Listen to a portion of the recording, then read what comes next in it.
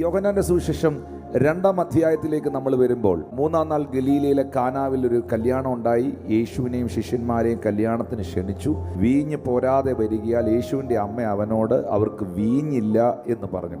യേശു കർത്താവിൻ്റെ അമ്മയായ മറിയം യേശു കർത്താവിന് ഒരു ഇൻഫർമേഷൻ കൊടുക്കുകയാണ്, മോനെ വീഞ്ഞ് തീർന്നുപോയി, ഇവിടെ വീഞ്ഞില്ല. അപ്പോൾ ആ വീട്ടിൽ നിൽക്കുന്നതിൽ മറിയത്തിന് മാത്രമേ അപ്പോൾ അറിയുള്ളൂ യേശു ദൈവമാണെന്നും ദൈവപുത്രനാണെന്നും പരിശുദ്ധാത്മാവിൽ ജനിച്ചവനാണെന്നും സ്വർഗീയനാണെന്നുമുള്ള സത്യം. ശിഷ്യന്മാർക്ക് പോലും അറിഞ്ഞുകൂടാ. കാരണം യോഹന്നാൻ 2:11 പറയുന്നുണ്ട്, ഈ കാനാവിലെ കല്യാണത്തിൽ പച്ചവെള്ളം വീഞ്ഞായതിനു ശേഷമാണ് അവൻ്റെ ശിഷ്യന്മാർ പോലും അവനെ വിശ്വസിച്ച് തുടങ്ങിയത്. അന്ന് ആ വീട്ടിൽ നിൽക്കുന്നതിൽ യേശു ആരെന്ന് അറിയാവുന്നത് മറിയത്തിന് മാത്രമാണ്. അതുകൊണ്ടാണ് മറിയം പരിഹാരകനായവൻ്റെ അരികിലേക്ക് പ്രശ്നം കൊണ്ടുവരുന്നത്. നിങ്ങളുടെ ജീവിതത്തിൽ ഒരു പ്രശ്നമുണ്ടോ?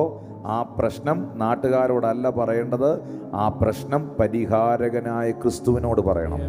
നിങ്ങളുടെ ജീവിതത്തിലെ പ്രശ്നം പരിഹരിക്കാൻ കഴിവുള്ള കർത്താവിൻ്റെ മുൻപിലേക്ക് കൊണ്ടുവരണം.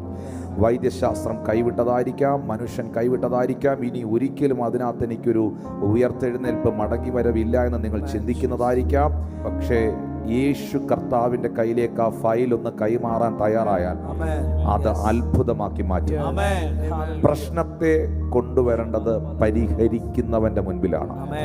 ആ വീട്ടിലൊരു പ്രശ്നമുണ്ടായപ്പോൾ മറിയം ആ പ്രശ്നം അവതരിപ്പിച്ചത് കല്യാണത്തിന് വന്ന എല്ലാവരോടും അല്ല, കൃത്യമായി മറിയം ആ വിഷയം അറിയിച്ചത് പരിഹാരകനായ ക്രിസ്തുവിനോടാണ്.